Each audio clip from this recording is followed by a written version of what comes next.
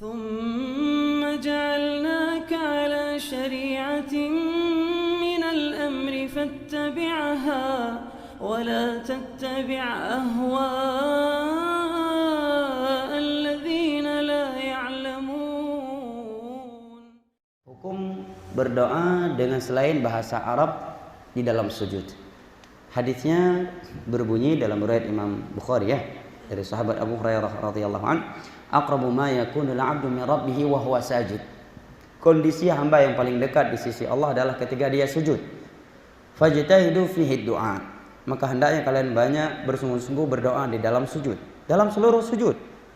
Dan para ulama menyatakan dikhawatirkan merupakan bid'ah seseorang itu hanya mengkhususkan sujud di rakaat terakhir untuk doa. Sebagian imam-imam demikian. Begitu sujud di rakaat terakhir panjang sekali.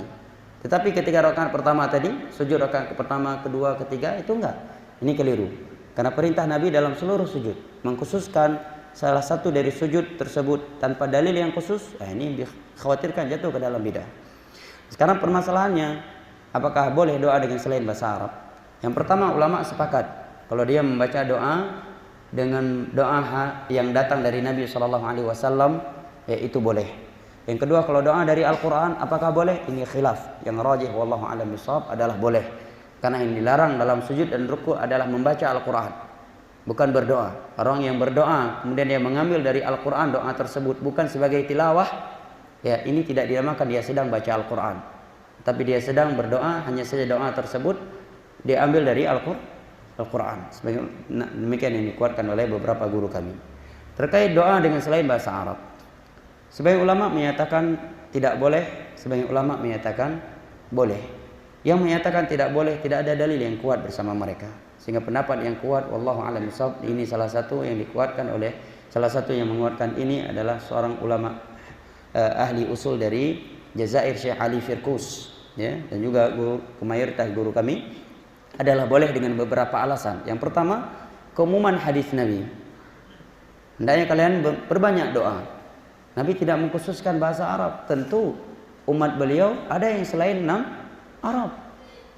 Ya tentunya setelah membaca Subhana Rabbiyal A'la, ya, kalau itu memang nggak bisa ditukar dengan bahasa selain Arab. Yang kedua, Allah berfirman, fattaqullaha mastata'tum, bertakwalah kalian kepada Allah semampu kalian. Nah, doa bagian dari takwa. Tatkala seorang tidak mampu kecuali dengan bahasa dia, maka ini bagian dari masuk dalam keumuman ayat tadi, bertakwa semampu kalian. Ketiga, tidak ada nas yang menegaskan. Alasan yang keempat, secara nazari, secara logika, apa yang membedakan bahasa Arab dengan selain bahasa Arab? Apabila seorang berdoa kepada Allah dengan bahasa Arab, yang itu doa, yang mana doa tersebut bukan dari Al-Quran dan bukan dari hadis Nabi. Yang satu lagi juga mengucapkan doa yang sama tapi dengan selain bahasa Arab. Apa yang membedakan antara mereka berdua? Tidak ada. Sama-sama ucapan manusia. Ya kan? Maka ini pendapat yang kuat. Wallahu a'lam bishawab. Terlebih lagi seorang ingin meminta sesuatu yang dia tidak mampu menggunakan bahasa Arab atau tidak dia hafal doa-doa yang telah datang semisal dengannya dalam hadis-hadis Nabi sallallahu alaihi wasallam. Wallahu a'lam bishawab.